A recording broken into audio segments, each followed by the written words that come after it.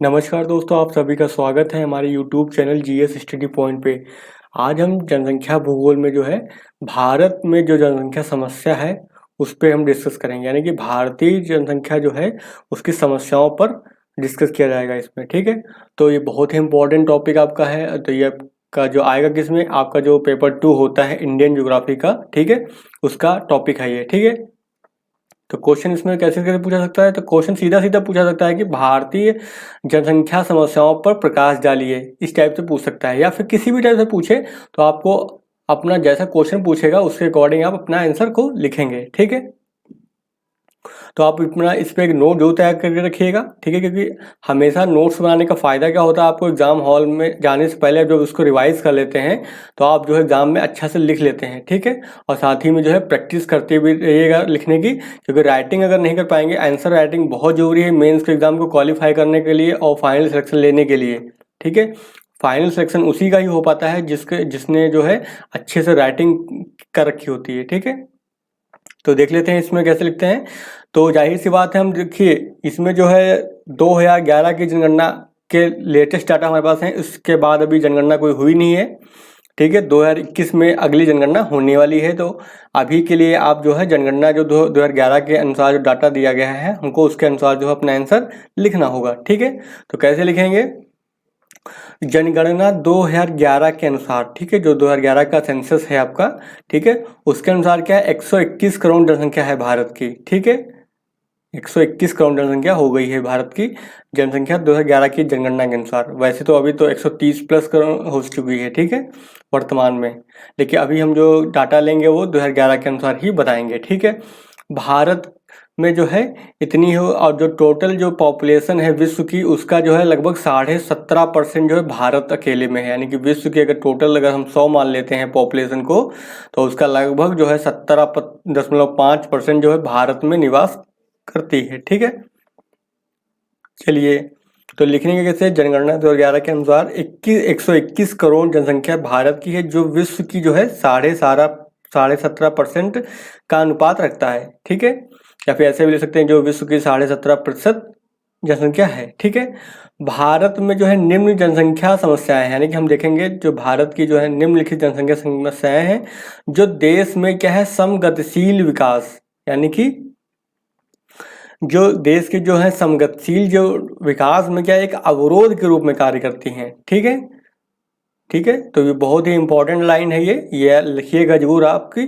जो जनसंख्या समस्याएं हैं जो भारत में, वो क्या करती हैं, देश में जो समगतिशील विकास होता है उसमें क्या एक अवरोध के रूप में कार्य करती हैं। ठीक है, हम यहाँ पे बारी बारी से देखेंगे कि कौन कौन सी जो मुख्य समस्याएं हैं, और लगभग जो है 10 बिंदुओं पे हम ना आंसर एक तैयार करके रखेंगे, यानी कि 10 समस्याओं को लगभग हम इसमें डिस्कस करेंगे मुख्य रूप से। ठीक है, तो पहली समस्या क्या है, तीव्र जनसंख्या वृद्धि, यानी कि भारत में जो जनसंख्या वृद्धि है वो अभी भी क्या बनी है, अधिक बनी हुई है। ठीक है, तो विकासशील देशों की भांति जो है, जैसे विकासशील अन्य विकासशील देश हैं उसकी ही तरह भारत भी क्या है जनसंख्या विस्फोट की अवस्था से गुजर रहा है। ठीक है, सीबीआर क्या है, अधिक है, वह सीडीआर कम है, यानी कि जन्म दर होती है यानी सीबीआर है। ठीक है, और जो मृत्यु दर है वो सीडीआर कहलाती है। ठीक है, तो जन्म दर अधिक है और मृत्यु दर कम है। ठीक है, 1901 से लेकर के 1921 की समय अवधि में जो है, ठीक है, सीबीआर और सीडीआर की दर समान रही। ठीक है, एवं उच्च होने के कारण भारत जनसंख्या संक्रमण की उच्च स्थिरता अवस्था में था। ठीक है, तो इतना आपको समझ में हो गया। जब देखो क्या हमने इससे पहले जो जनसंख्या संक्रमण सिद्धांत देखा था, तो वहां पे हमने देखा था कि जब अधिक जन्म दर होती है लेकिन अधिक मृत्यु दर होती है, तो वहां पे जनसंख्या क्या होती है, स्थिर रहती है। ठीक है, जितने बच्चे पैदा हुए उसी अनुपात में क्या है वहां पे मृत्यु भी हो गई, तो जनसंख्या वृद्धि होती है यानी प्राकृतिक जनसंख्या वृद्धि होती है वो क्या होती है, स्थिर रहेगी। ठीक है, तो ऐसी अवस्था भारत में कब देखी गई थी, भारत में 1901 से लेकर के 1921 के बीच में, यानी कि जब ब्रिटिश गवर्नमेंट का जो शासन था यहाँ पर भारत पे, ठीक है, उस समय की घटना है। उस समय जो है अधिक मृत्यु दर थी और साथ में अधिक जन्म दर भी थी, तो जो प्राकृतिक वृद्धि हुई थी वो बहुत कम होती थी, यानी ना के बराबर थी कहने का मतलब। ठीक है, जितने व्यक्ति जन्म लेते थे उतने ही व्यक्ति जो है वो मृत्यु होती थी उनकी। तो स्थिरता यानी उच्च स्थिरता की अवस्था में थी, ठीक है। फिर भारत के 1901 से लेकर 1951 में जो है 49 से लेकर के 39 प्रति हजार सीबीआर हुई, यानी जो सीबीआर जो है पहले जो 1901 में जो है सीबीआर कितनी थी 49 थी, ठीक है। फिर 1900 जो 51 यानी कि जब आज़ादी के समय की बात है, घटना है उस समय की 51 की बात हो रही है, तो उस समय जो घट के कितनी हो गई थी 39 हो गई थी, यानी कि सीबीआर यानी कितने बच्चे जन्म ले रहे थे, ठीक है। जबकि जो सीडीआर थी जो यानी कि मृत्यु दर थी, तो मृत्यु दर जो थी जो 1901 की अगर बात करते हैं 1901 की, तो 1901 में जो है मृत्यु दर जी थी वो कितनी थी 48 थी, ठीक है। लेकिन जो 1951 के आते आते यानी आज़ादी के समय के आसपास की घटना है, तो तब तक कितनी हो गई थी वो 27.4 हो गई, यानी कि इतनी तेजी से गिरावट आई। तो आप देख रहे हैं यहाँ पे 49 से केवल 39 ही हुआ है, लेकिन यहाँ पे 48 से गिरावट दर्ज होकर कितनी हो गई 27 तक हो गया है, तो काफ़ी अंतर आ गया ना यहाँ पर, ठीक है। तो वही लिखा हुआ है, जबकि सीडीआर जो है 48 से 27.4 प्रति हजार हुई, ठीक है। फिर इसी प्रकार का यह कम होकर 2008 में यानी कि 2008 की में तो और जो है प्रजनन दर जो है यानी कि वो कितनी हो गई 22.8, ठीक है। जबकि मृत्यु दर कितनी होगी 7.4 हो गई, यानी बहुत कम हो गई ना अभी, ठीक है। तो और गिरावट समय के साथ आई इसमें, ठीक है। तो जैसे जैसे ये गिरावट आई यानी कि मृत्यु दर में हम क्या देख रहे हैं, हम यहाँ पे देख रहे हैं मृत्यु दर में तो बहुत ज़्यादा गिरावट आई है, लेकिन जो है सीबी यानी कि जो बच्चे जन्म लेते हैं उसमें जो है गिरावट कम आई है, ठीक है। फिर वही लिखा हुआ है जन्म दर तथा मृत्यु दर के इसी अंतराल के कारण, ठीक है, औसत वार्षिक वृद्धि दर कितनी हो गई 1.64 अभी भी, यानी कि अभी भी जो वर्तमान में जो है 2011 के जनगणना के अनुसार लगभग जो है 1.64 की ग्रोथ रेट है, ठीक है, वार्षिक ग्रोथ रेट है ये प्रतिवर्ष, यानी कि इतने वृद्धि हो रही है जनसंख्या में, ठीक है। अगला देख लेते हैं, गरीबी की बात कर लेते हैं। दूसरी समस्या यानी कि यहाँ की जनसंख्या जो समस्या है उसकी दूसरी समस्या क्या है, पहली है दूसरी होगी गरीबी हो गई, ठीक है। तो गरीबी सामान्यतः उन लोगों को गरीब माना जाता है, पहले तो हम ये देखेंगे गरीब होता क्या कौन, ठीक है, जो धन अभाव के कारण एक निश्चित न्यूनतम उपभोग का स्तर पाने में, यानी कि हर व्यक्ति एक कंज्यूम करता है कुछ, यानी उपभोग करता है, ठीक है। तो कम से कम इतना हर व्यक्ति को खाना यानी कंज्यूम करना ही चाहिए, कहने का मतलब उतना स्तर भी पाने में क्या होता है वो असमर्थ अगर होता है तो उसे हम क्या कहेंगे गरीब व्यक्ति, ठीक है। जैसे 2200 किलो कैलोरी और 2400 किलो कैलोरी आदि, यानी इतना उपभोग करना ही चाहिए, यानी कि गांव में अगर कोई व्यक्ति रहता है तो वो कम से कम 2400 किलो कैलोरी का उपभोग प्रतिदिन करना चाहिए, और अगर कोई व्यक्ति शहर में रहता है तो वो क्या 2200 किलो कैलोरी जो है प्रतिदिन उपभोग करना चाहिए। एक्चुअली ये होता क्यों, गांव वाले क्यों ज़्यादा खाना चाहिए उनको, नहीं कि 2400 किलो कैलोरी क्यों चाहिए डिमांड उनकी है, क्योंकि गांव के लोग जो होते हैं जो कार्य करते हैं बहुत श्रम वाला कार्य करते हैं ना, मतलब वहाँ पे जैसे श्रम वर्क ज़्यादा होता है, ठीक है, और शहरों में क्या है मेंटल वर्क ज़्यादा होता है, ठीक है, तो उसके लिए ही ये अंतर होता है ये, ठीक है। 2004-5 के मूल्यों पर जो है ग्रामीण तथा नगरीय क्षेत्रों के लिए क्रमशः, अगर इसको हम रुपए में देखें कि कितने रुपए होना चाहिए, तो 356 रुपए, ठीक, ग्रामीण में कितने रुपए खर्च होने चाहिए 356 रुपए, अगर शहरी क्षेत्र की बात करते हैं तो कितना 539 रुपए जो है सरकार ने निर्धारित किया, यानी कि कहने का मतलब ये है कि इतने रुपए अगर कोई व्यक्ति खर्च कर रहा है तो वो गरीब नहीं माना जाएगा, इससे अगर कम व्यक्ति कंज्यूम कर रहा है खर्च कर रहा है तो वो व्यक्ति गरीब माना जाएगा, समझ गए आप, ये सरकारी आंकड़े हैं, ठीक है।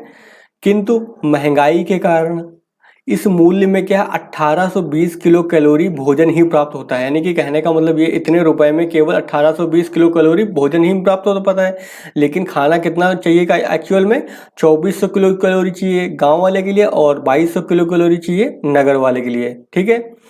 योजना आयोग द्वारा गठित तेंदुलकर कमेटी, ठीक है, तो योजना आयोग जो पहले था नीति आयोग के स्थान पर, ठीक है, तो उसमें जो है उसने जो है तेंदुलकर कमेटी का गठन किया था गरीबी के देश में गरीबी के आकलन के लिए, ठीक है। तो उसने जो अपनी रिपोर्ट प्रस्तुत की थी तो उसी को बोलते हैं तेंदुलकर कमेटी रिपोर्ट, ठीक है। तो योजना आयोग के द्वारा गठित तेंदुलकर कमेटी के आंकड़ों के अनुसार, यानी जो डाटा दिया था, भारत में जो है वर्तमान में कितना 37.2% जो है जनसंख्या कैसी है बीपीएल, बीपीएल का मतलब बी का मतलब बिलो, पी का मतलब पॉवर्टी और एल का मतलब लाइन, यानी बिलो पॉवर्टी लाइन, यानी कि गरीबी रेखा के नीचे हैं, ठीक है। मतलब कहने का मतलब ये हम मान लो रेखा मान लेते हैं एक, तो इसके ऊपर रहेंगे उनको बोलेंगे हम एपीएल। एपीएल यानी कि अबव पॉवर्टी लाइन। पॉवर्टी का मतलब गरीबी होता है, इंग्लिश में पी से मतलब पॉवर्टी बोलते हैं गरीबी को, ठीक है। और नीचे वाले क्या कहलाएंगे, बीपीएल कहलाएंगे, ठीक है।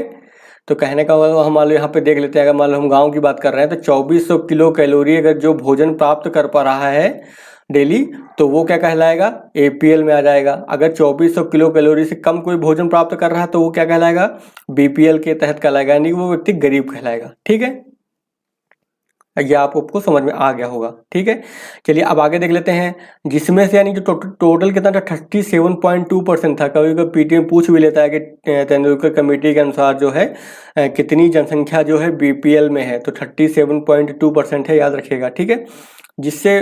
जिसमें से क्या है, ग्रामीण भारत में कितनी है 41.8% है, और नगरीय भारत यानी शहरी क्षेत्र में कितना है 25.7% जो है बीपीएल जनसंख्या है। तो समझ गए, यानी कि जितनी ग्रामीण जनसंख्या है टोटल, अगर 100 लोग हैं ग्रामीण में, तो उसमें से 41.8 लोग जो हैं वो क्या हैं, गरीब हैं, यानी कि बीपीएल में आते हैं वो, समझ गए आप, ठीक है। अगर 100 व्यक्ति अगर शहरों में हैं तो 100 में से जो है 25.7% लोग जो हैं वो गरीब हैं, यानी कि बीपीएल में आते हैं। तो दूसरी समस्या हमने क्या देख ली, भारत में जो जनसंख्या है उसकी समस्या है गरीबी की, ठीक है। चलिए अगली समस्या को देख लेते हैं। अगली समस्या क्या है, खाद्य असुरक्षा, यानी कि फूड इनसिक्योरिटी, यानी कि खाद्य असुरक्षा हिंदी में बोलते हैं, इंग्लिश में बोलते हैं फूड इनसिक्योरिटी, ठीक है। तो अब इसको देख लेते हैं कैसे है। तो भारत में जो है क्या बहुत बड़ी जनसंख्या है, तो अब खाने की भी तो समस्या होगी ना। तो भारत में खाद्य समस्या जो है प्रारंभ से ही चली आ रही है, यानी कि जब काफ़ी पहले से ही जो है खाने की समस्या चली आ रही है, ठीक है। हरित क्रांति से पहले यानी कि हरित क्रांति से पूर्व भारत में क्या उत्पादन स्तर जो है, ठीक है, उत्पादन स्तर पर राष्ट्रीय पैमाने पर जो है खाद्य सुरक्षा थी, यानी कि नेशनल लेवल पर जो है खाद्य की असुरक्षा थी, यानी कि खाने का उपलब्ध ना होना ही क्या कहलाएगा आपका, खाद्य असुरक्षा, समझ गए। फिर वितरण में दक्षता, यानी कि वितरण में दक्षता अभाव, यानी कि बेचने की कैपेसिटी मतलब क्या मतलब डिस्ट्रीब्यूशन करने की कैपेसिटी का अभाव, यानी कमी होने के कारण अधिकतर व्यक्तियों की क्या है, साथ में जो इसके साथ एक तो देखो जो खाद्य असुरक्षा है उसका कारण क्या है, एक तो क्या है सबको हम खाना प्रोवाइड नहीं कर पाते हैं, ठीक है, यानी कि हम सबको डिस्ट्रीब्यूट नहीं कर पा रहे हैं कहने का मतलब, ठीक है। फिर दूसरा काम समस्या क्या है, अधिकतर व्यक्तियों की क्रय शक्ति, यानी कि जो परचेजिंग पावर होती है, यानी कि खरीदने की क्षमता, तो क्रय शक्ति का क्या है, आवश्यक मूल्यों से कम होना, ठीक है। तथा संतुलित भोजन के प्रति अज्ञानता, बहुत से लोग होते हैं पैसा है लेकिन संतुलित भोजन नहीं खाते हैं, तो उससे क्या होते हैं बहुत मोटे हो जाएंगे या तो बहुत पतले हो जाएंगे, ठीक है। तो ये भी एक समस्या है भारत में है, ठीक है। अज्ञानता जो है खाद्य असुरक्षा व कुपोषण के लिए क्या है, उत्तरदायी है। तो हमने यहाँ पे देख लिया कि यानी कि खाद्य असुरक्षा या फिर कुपोषण जो है उसकी समस्या 3 तरह की है। एक तो हम सबसे पहली समस्या है क्या, वितरण की, यानी कि हम सबको खाना पहुँचा नहीं पा रहे हैं, हमारे पास खाना है लेकिन हम सबको दे नहीं पा रहे हैं, ये होगा वितरण की समस्या, ठीक है। दूसरी समस्या क्या है, हम दे रहे हैं लेकिन वो क्रय शक्ति नहीं है, यानी कि लोगों के पास खरीदने की क्षमता नहीं है। तो दूसरी क्या है, क्रय शक्ति का कम होना, ठीक है, क्रय शक्ति क्या है, कम है। फिर तीसरी क्या है, जो अज्ञानता है, यानी कि जो फूड सिक्योरिटी है वो उसके प्रति अज्ञानता है, जिससे क्या होता है कुपोषण है, यानी फैलता है, यानी कि जो व्यक्ति है वो खाना सही से नहीं खा रहा है, यानी कि बैलेंस लेके नहीं खा रहा है, ज़्यादा खा रहा है या तो कम खा रहा है, या तो माल न्यूट्रिशन बोलते हैं या फिर अंडर न्यूट्रिशन बोलते हैं इसको, ठीक है। तो कुपोषण की समस्या हो जाएगी ना फिर तो उसको, ठीक है। तो ये हो गया। अब हम देख लेते हैं भारत में कुपोषण का स्तर जो है उप सहारा क्षेत्र, यानी जो सहारा के आसपास के जो क्षेत्र हैं, ठीक है, के देशों से भी अधिक है, यानी कि भारत में जो है कुपोषण का स्तर मतलब समझ गए कि 2 तरह का होता है, जहाँ या तो ज़्यादा वो व्यक्ति खाना खा रहा है या तो वो कम खा रहा है, यानी कि यानी कि बैलेंस उसकी जो डाइट है वो संतुलित आहार नहीं ले रहा है वो, ठीक है। महाराष्ट्र देखो, महाराष्ट्र जो है आर्थिक देश की राजधानी है, लेकिन वहाँ पर भी जो है कुपोषण के बहुत ज़्यादा मामले पाए जाते हैं, ठीक है। गुजरात हो गया, वो भी आर्थिक रूप से क्या है बहुत संपन्न राज्य है ना ये, तो महाराष्ट्र हो गया, गुजरात हो गया, ठीक है।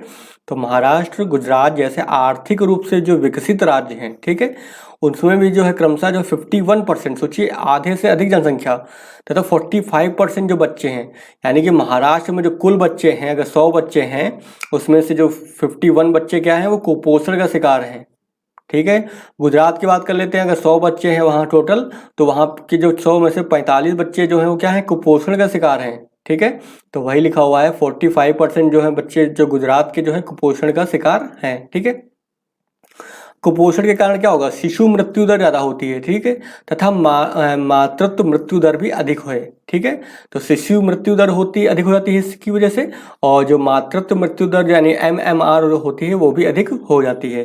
तो IMR इसकी वजह से जो होता है, कुपोषण की वजह से जो IMR जो है वो ज़्यादा हो जाती है, और MMR ठीक है ये भी ज़्यादा हो जाती है। ठीक है, अब अगली समस्या देख लेते हैं, भारत की जो जनसंख्या है उसकी क्या समस्या है। अगली समस्या क्या है आपका, उच्च शिशु मृत्यु दर। ठीक है, यानी कि IMR।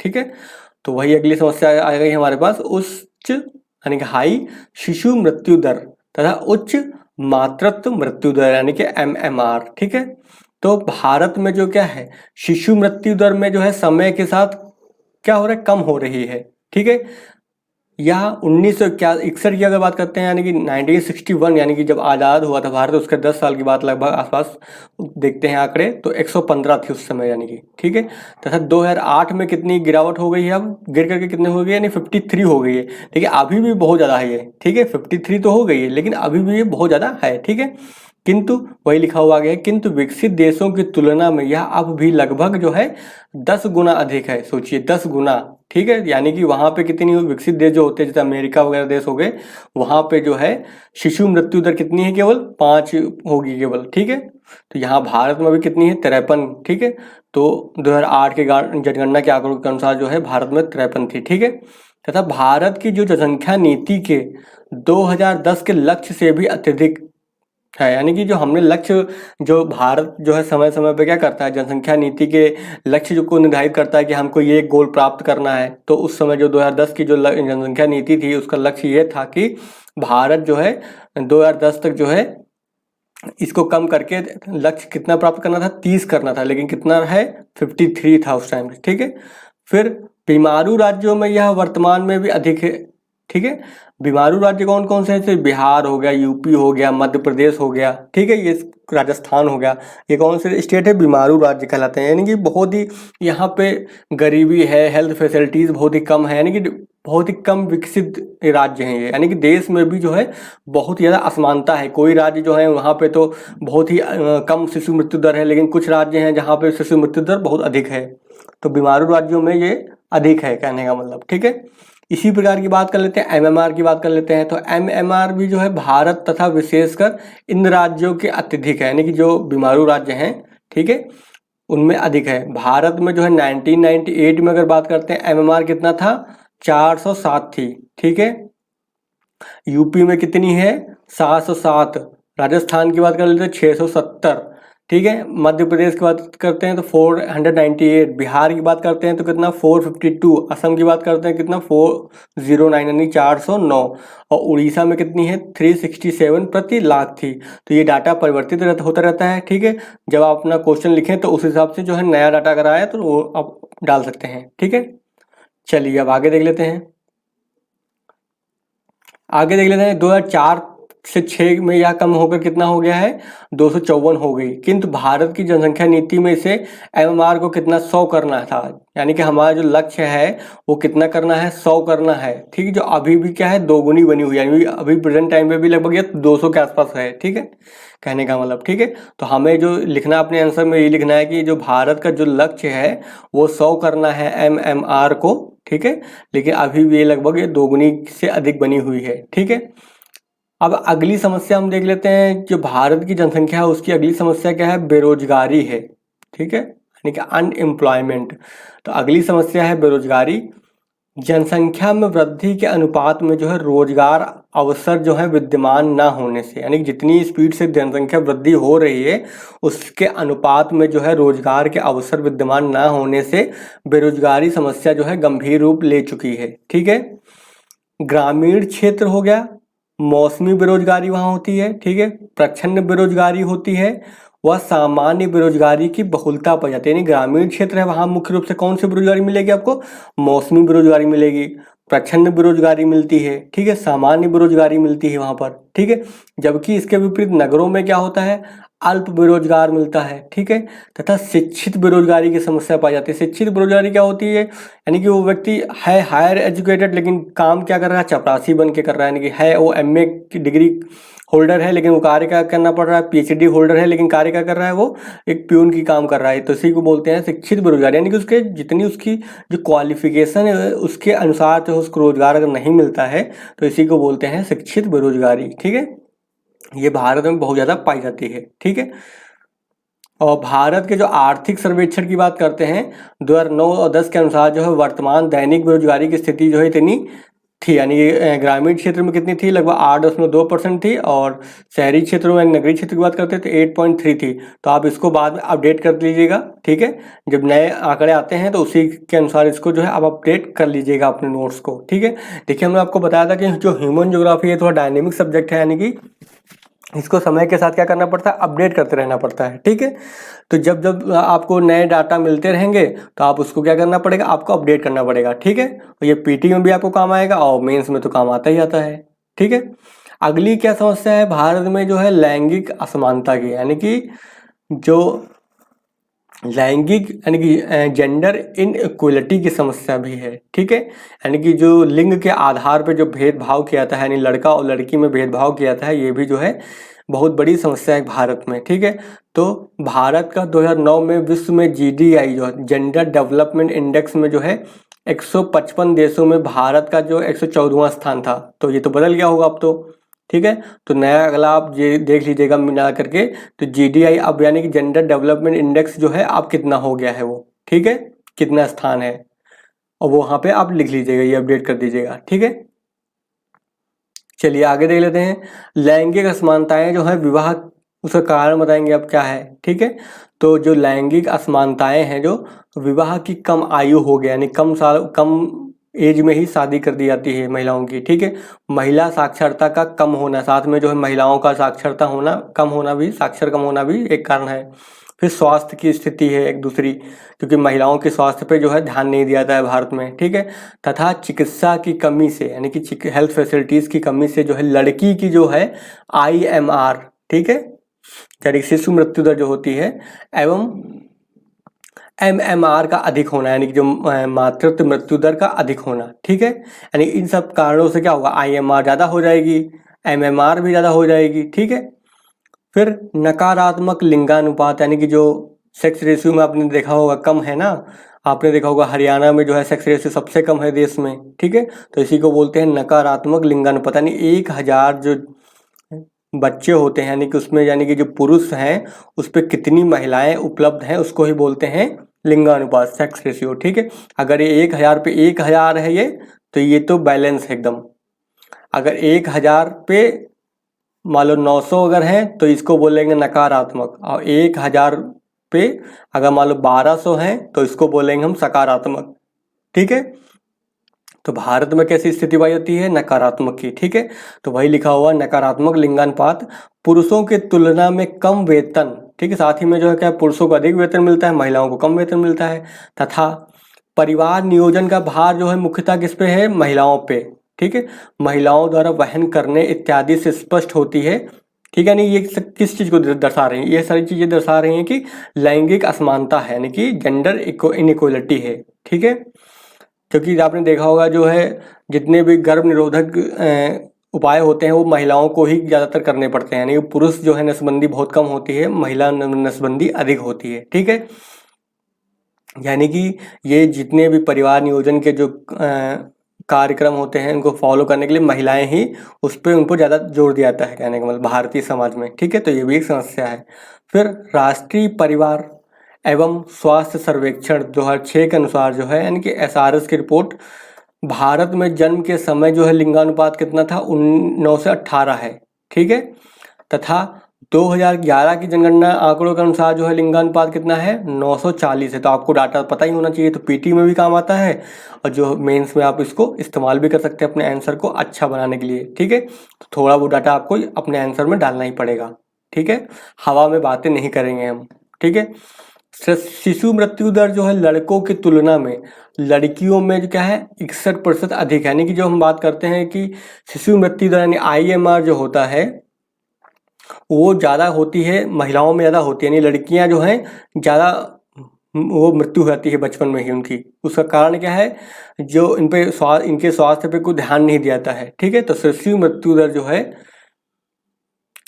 CBR जो है, शिशु मृत्यु दर पर जो है लड़कों की तुलना में है, जो लड़कियों की में 61% अधिक, यानी यहाँ पे IMR की बात नहीं हो रही है, सॉरी, यहाँ पे बात हो रही है CBR की, यानी कि जो बच्चे होते हैं उनकी बात हो रही है। IMR क्या होते हैं, जो और छोटे बच्चे होते हैं, ठीक है। तो शिशु मृत्यु दर लड़कों की तुलना में लड़कियों में 61% अधिक है। 6 से लेकर 17 वर्ष आयु वर्ग में केवल 2/3 लड़कियां क्या है स्कूल जाती हैं, ठीक है। फिर जबकि इसी वर्ग में 3/4 लड़के जो हैं स्कूल जाते हैं, ठीक है। तो आप देख सकते हैं भेदभाव लड़का लड़कियों के बीच में। फिर 20 से 24 आयु वर्ग की जो विवाहित महिलाओं की बात कर लेते हैं, तो 47.4% जो है उनका विवाह जो है 18 वर्ष की आयु से जो है पूर्व हुआ है, यानी कि पहले ही हो गया, ठीक है। तथा ग्रामीण भारत में यह क्या है, अनुपात 56%, यानी अगर हम गांव शहरों में देखें तो गांव में ये और ज़्यादा है, यानी 56% अकेले गांव में ये स्थिति उत्पन्न होती है। वहाँ पे जो है 18 साल से जो पहले ही जो शादी कर दी जाती है। पूर्व इसके साथ ही जो है देख लेते हैं एवं निरक्षर माताओं के संदर्भ में बात करते हैं, यानी जो पढ़ी लिखी महिलाएं नहीं हैं उनका 76.5%, यानी इतना ज़्यादा मतलब निरक्षर महिलाएं हैं। इसी सर्वेक्षण के अनुसार जो हम भारत में देखते हैं तो 56.3% जो है दंपति परिवार जो हैं, यानी कपल्स, परिवार नियोजन उपायों का इस्तेमाल कर रहे हैं केवल, ठीक है। और इसमें भी हम देखते हैं तो किसमें हम महिलाएं अधिक करने के लिए बाध्य की जाती हैं, मेल जो होते हैं वो कम करते हैं इनका पालन, ठीक है। तो वही लिखा हुआ है यहाँ पर। इसमें मेल द्वारा अपनाए गए उपायों का हिस्सा केवल 6.2%, यानी कि सोचिए टोटल अगर जो है कंट्रासेप्टिव गर्भ निरोधक कोई कार्य हो रहा है, उपाय हो रहे हैं, तो मेल जो होते हैं वो 6.2% लोग ही यूज़ कर रहे हैं। बाकी सारा जो यानी कि कितना लगभग वो चाहे 94 के आसपास, लगभग 93.8% जो है महिलाओं को ही जो है परिवार नियोजन का भार उठाना पड़ रहा है। कहने का मतलब वही सारे कंट्रासेप्टिव यूज़ करती हैं, ठीक है। अतः स्पष्ट है कि महिला सशक्तिकरण के बिना जो है जनसंख्या उद्देश्यों की प्राप्ति नहीं की जा सकती है, क्योंकि बहुत ज़्यादा भेदभाव है भारत में, ठीक है, महिलाओं और पुरुषों के बीच में, ठीक है। अगले देख लेते हैं आयु पिरामिड की विस्तृत आधार, यानी कि जो आयु पिरामिड है उसमें क्या है विस्तृत, उसका आधार कैसा चौड़ा है, यानी आयु पिरामिड इसको बोलते हैं, ऐसे इस टाइप से बनता है आयु पिरामिड। सबसे नीचे जो बच्चे होते हैं, ठीक है, उसके बाद यानी एज के अकॉर्डिंग वो बढ़ता रहता है, सबसे ऊपर जो होंगे वो बुजुर्ग व्यक्ति होंगे, ठीक है। तो SRS की जो सांख्यिकी रिपोर्ट जो है 2006 के अनुसार जो है भारत की जो है 10.2% जो है जनसंख्या जो है 5 वर्ष से कम आयु की, यानी कि 5 वर्ष से कम अगर आयु की बात कर लेते हैं नीचे अगर, तो 10.2% है टोटल का, ठीक है। फिर 11.4% जो है 5 से 9 वर्ष की आयु के लोग, यानी कि 9 वर्ष की बात कर लेते हैं यहाँ से यहाँ तक, यानी कि 5 साल ये हो गया, फिर 9 वर्ष ये हो गया, तो यहाँ पे कितनी आयु है लगभग, यहाँ पे जो है 11.4% जो है आयु ये हो गई, ठीक है। फिर नहीं ये हो गया 5 वर्ष की आयु होगी, फिर 11.4%, 5 से 9 वर्ष आयु होगी। फिर 10 से 14 की अगर बात करते हैं तो 10 से 14 वर्ष की आयु की बात कर लेते हैं यहाँ पे, तो वो कितने हैं 11.5% है वो, ठीक है। इसी प्रकार जो है 15 से 19 की बात कर लेते हैं तो 9.8% है, ठीक है। फिर 20 से 25 वर्ष की आयु की बात कर लेते हैं तो 9.8% है। तो आप देख रहे हैं ना बहुत ज़्यादा जनसंख्या जो एक ऐसी है जो युवा वर्ग है, यानी बच्चा है फिर उसके बाद युवा भी है, कहने का मतलब। तो इसका आधार कैसा है चौड़ा है, यानी कि ठीक है। समय के साथ ये बच्चे जब बड़े होंगे तो क्या होंगे, ये भी तो परिवार आगे अपने परिवार को बढ़ाएंगे तो और जनसंख्या बढ़ेगी, कहने का मतलब। तो इनका क्या है, यानी जो आयु पिरामिड है उसका आधार कैसा है चौड़ा है, ठीक है। तो वही लिखा हुआ अर्थात जो है भारत के लगभग आधी जनसंख्या 25 वर्ष से कम आयु वर्ग में है, यानी कि 50% जो पॉपुलेशन है वो 25 साल से कम आयु वर्ग की है, ठीक है। यह मुख्यतः क्या करेंगे प्रजनन दर अधिक व IMR के कम होने से हुआ है, ठीक है, यानी कि बच्चे ज़्यादा पैदा हो रहे हैं और IMR के कम होने से ऐसा हुआ है ये, ठीक है। इसका परिणाम क्या होगा, इसका परिणाम जो है भविष्य में भी जो है प्रजनन दर का अधिक बना रहना रहेगा, ठीक है, इसकी वजह से ऐसा होगा। इसी कारण क्या आने वाले समय में जो भारत विश्व का सबसे अधिक जनसंख्या वाला देश बन जाएगा। तो आपने देखा होगा, समाचार पत्रों में पढ़ा भी होगा कि भारत जो है जल्द ही जो चाइना को पीछे करके जो है विश्व का प्रथम देश बन जाएगा जहाँ सबसे अधिक जो जनसंख्या है, ठीक है। भारत की जो है 60 वर्ष से अधिक आयु की जनसंख्या में जो है अनुपात कितना है, 7.3% है केवल, यानी कि 60 साल से अगर ज़्यादा आयु वाले व्यक्ति कितने हैं तो कुल जनसंख्या का 7.3% ही है, ठीक है। तथा जीवन प्रत्याशा में वृद्धि के साथ, यानी कि समय के साथ क्या हो रही, जीवन की प्रत्याशा बढ़ रही है, यानी कि लोग ज़्यादा समय तक जीवित रह रहे हैं क्योंकि हेल्थ फैसिलिटीज समय के साथ क्या हुई, बढ़ी हैं, ठीक है। तो ऐसे में क्या होगा, जीवन प्रत्याशा में वृद्धि के साथ यह अनुपात भी बढ़ेगा, ठीक है, जिससे इस अवस्था से जुड़ी समस्याएं गहन होंगी, यानी कि बूढ़े लोगों से संबंधित जो समस्याएं होंगी वो क्या होंगी, गहन होंगी। उनको ज़्यादा सोशल सिक्योरिटी चाहिए होगी समय के साथ, ठीक है, जीवन को जीने के लिए, ठीक है, अच्छा जीवन जीने के लिए। अगला जो है समस्या क्या है हमारी, है भारत की जनसंख्या की, तो अगली समस्या है स्वास्थ्य एवं चिकित्सा सुविधाएं, ठीक है। तो स्वास्थ्य एवं चिकित्सा सुविधाएं, तो भारत में जिन राज्यों में स्वास्थ्य एवं चिकित्सा का अभाव है, यानी कमी है, वहाँ पर क्या होगा, IMR व MMR अधिक होगा। यानी IMR मतलब जो ऐसा बच्चा जो अभी भी जन्मा हुआ, यानी कि 1 साल से कम समय का जो बच्चा होता है, इन्फेंट बोलते हैं उसको, नवजात, ठीक है।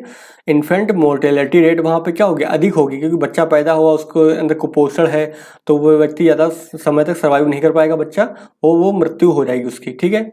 और इसी मामले में जो MMR यानी जो माता होती है, यानी कि जो बच्चे को जन्म दे रही है, उसकी भी जो सेहत अच्छी ना होने की वजह से वो भी जो है मृत्यु हो जाती है उसके बच्चे जन्म के समय देने के समय, ठीक है।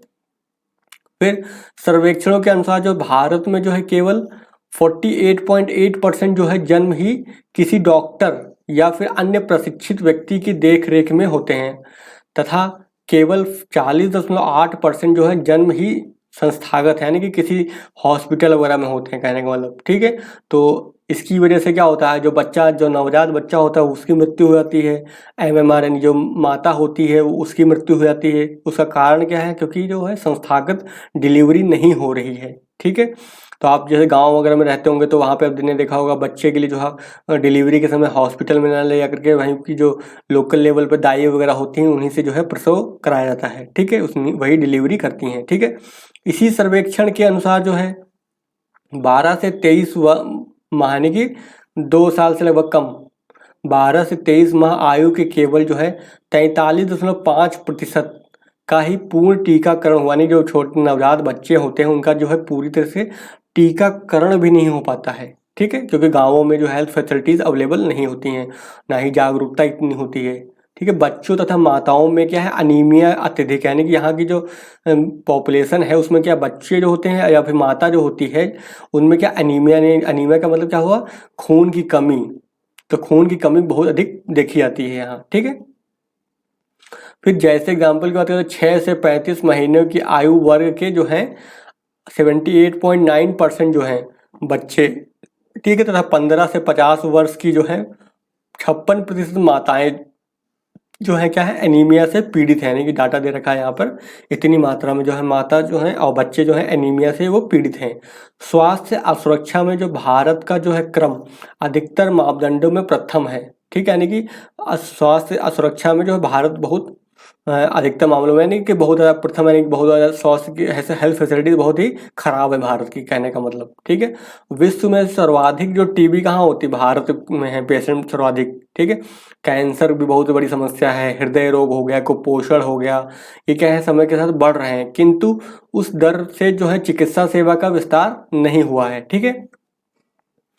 इंडिया में अगर बात कर लेते हैं तो इंडिया में 2007 में जो है 2.31 मिलियन व्यक्ति जो है HIV और एड्स से पीड़ित हैं, तो यानी कि ये भी बहुत तेजी से फैल रहा है, ठीक है, इसके मरीज भी बहुत ही तेजी से फैल रहे हैं। और बाकी टीबी का तो पता है ही आपको कि कितनी तेजी से फैल रहा है, अब विश्व में सबसे ज़्यादा टीबी से मरने वाले जो है भारत में ही होते हैं, ठीक है।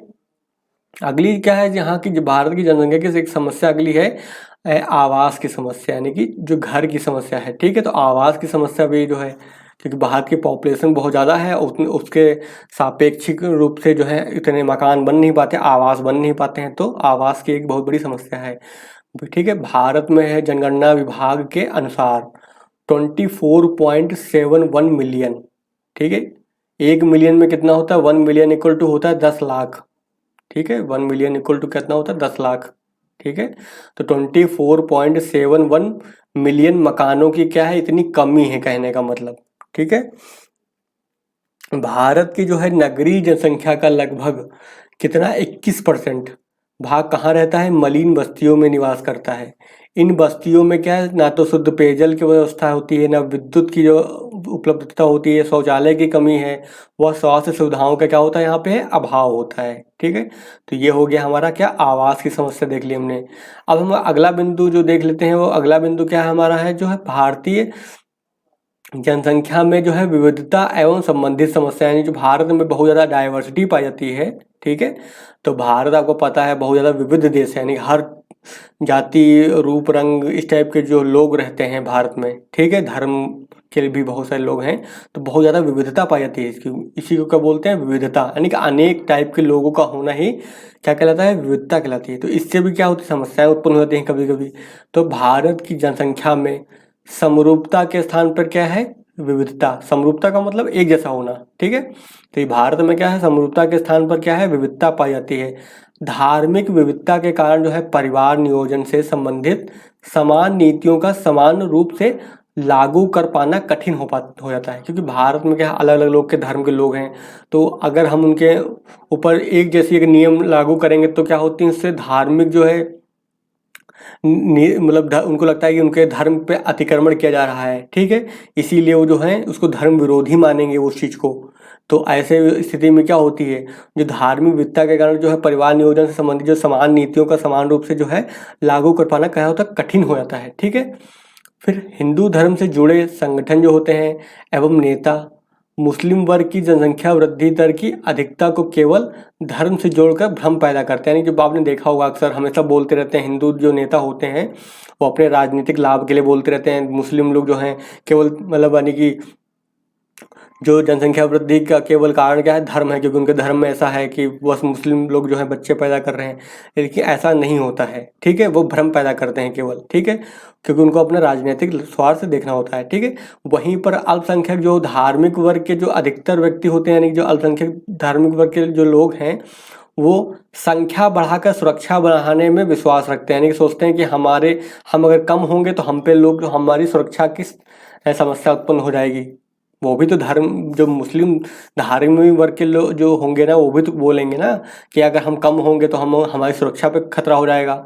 ठीक है, बल्कि यदि आप देखेंगे तो इसका रियल कारण क्या होता है, जो गरीबी होती है, ठीक है, और अशिक्षा होती है, ये सब कारण होते हैं। लेकिन जो राजनीतिक लोग व्यक्ति होते हैं वो अपने लाभ के लिए ऐसी ऐसी भ्रम की अवस्थाएं जो है समाज में फैलाने का प्रयास करते रहते हैं। ठीक है, तो वही है यहाँ पर कि जो अल्पसंख्यक वर्ग है वो अपने अपने आप की सुरक्षा को मजबूत करने के लिए ऐसा कर रहा है, वहीं दूसरा व्यक्ति जो बहुसंख्यक वर्ग है वो उस पर जो है आरोप लगाता रहता है कि ऐसा कर रहे हैं। बल्कि एग्जैक्ट अगर जो देखा जाए तो माल्थस का सिद्धांत की बात जो आपका आया था, सिद्धांत कार्ल मार्क्स का, तो कार्ल मार्क्स ने क्या बोला था, कार्ल मार्क्स ने बोला था कि जनसंख्या इसलिए बढ़ रही है गरीबों में क्योंकि वो जो बच्चे होते हैं उनको किस रूप में देखते हैं, एक आर्थिक निधि के रूप में देखते हैं, यानी कि पैसे की दृष्टि से देखते हैं। तो गरीब लोग क्या सोचते हैं कि ज़्यादा बच्चे पैदा होंगे तो ज़्यादा आय होगी परिवार की, ऐसा सोचते हैं ना, इस वजह से, ना कि धर्म की वजह से नहीं। आप देखेंगे जो मुस्लिम वर्ग है वो देखेंगे बहुत गरीब तबका है वो। अब ऐसे में क्या है, गरीब वर्ग व्यक्ति होगा तो गरीब व्यक्ति सोचेगा अगर ज़्यादा बच्चे होंगे तो ज़्यादा पैसा आएगा। साथ ही जो यहाँ के लोग हैं वो अशिक्षित हैं, ठीक है, उनको गर्भ निरोध के बारे में जानकारी कम होती है, अभाव होता है इन सब चीज़ों का। इस वजह से जनसंख्या उनमें तेज़ी से बढ़ती है। ठीक है, लेकिन जो नेता लोग होते हैं उसका गलत फायदा उठाते हैं। ठीक है, फिर नारी स्वतंत्रता के मुद्दे पर जो है धर्म गुरु एवं संगठनों की जो है विभिन्न विचारधारा है, यानी कि जो धर्म गुरु होते हैं अपने अपने, ठीक है, वो नारी स्वतंत्रता यानी कि जो वुमेन एम्पावरमेंट या फिर वुमेन फ्रीडम की बात होती है, उन मुद्दों पर जो है वो अपने अलग अलग विचार रखते हैं। ठीक है, प्रमुख धर्मों के अंतर्गत जो है पाए जाने वाले उपवर्गों जैसे जाति प्रथा होती है आदि से क्या है जनसंख्या में विविधता और गहन हो जाती है। ठीक है, आपने देखा होगा हिंदू में जो क्या होता है, एससी वर्ग जो होता है, अछूत जो उसको बोलते हैं, तो इस तरह की जाति व्यवस्था भी क्या करती है, जनसंख्या में विविधता लाती है वो। ठीक है, जाति आधार पर जनगणना करवाना भी क्या एक विवाद का विषय बना है। ठीक है, तो क्या आपको पता होगा कि गवर्नमेंट ने जो है जातिगत जनगणना भी कराई है, तो जो कि एक विवाद है। ठीक है, सामाजिक, सांस्कृतिक, आर्थिक असमानताओं में जो वृद्धि के कारण, ठीक है, यानी सामाजिक हो गया, सांस्कृतिक हो गया, आर्थिक, इस तरह की जो असमानताएं हैं, ठीक है, इनमें वृद्धि के कारण अनेक जो है समस्याएं जो है पैदा हो गई हैं। जैसे जातीय दंगे, किसी जाति के आधार पर दंगे होने लगते हैं, आपने देखा भी होगा, अक्सर न्यूज़ में रहता है ये। भाषाई दंगे, यानी भाषा के आधार पर जो दंगे होने लगते हैं। सांप्रदायिक, यानी धर्म के आधार पर दंगे होने लगते हैं। प्रदेशवाद, क्षेत्रवाद के आधार पर दंगे होने लगते हैं। इसके साथ आतंकवाद हो गया, नक्सलवाद हो गया आदि, यानी इस तरह की जो समस्याएं जो हैं हम देखने को पाते हैं।